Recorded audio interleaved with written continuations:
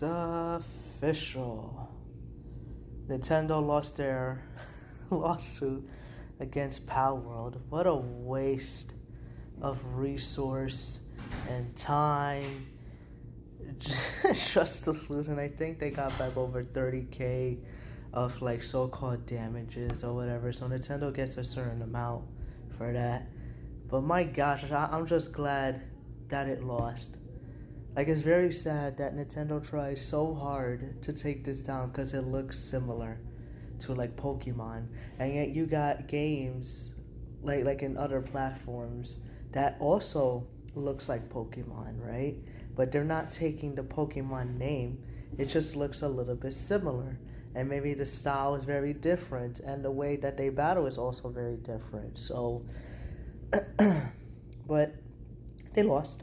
And I'm actually glad that they lost, because imagine other people that want to make inspiration of a show that they like or a game that they enjoy, but they can't do it because they want them to just be the only ones. And I just find that ridiculous.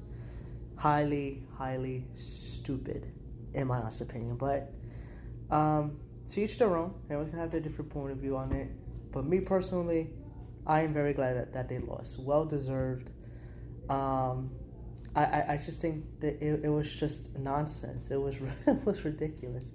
So because of that, I was worried that if Nintendo won, would this also affect games that also made similarities of like Pokemon, but with a different name, along with the way that it's also being played as like an RPG, the way that they stylized it per se, if that makes sense. But nonetheless, yeah, I thought this whole thing was a waste.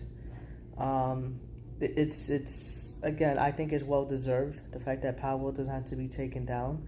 But I'm assuming that they're probably gonna find loopholes in the future to make sure that it's difficult for anyone that tries to make similarities like this. But just let it be.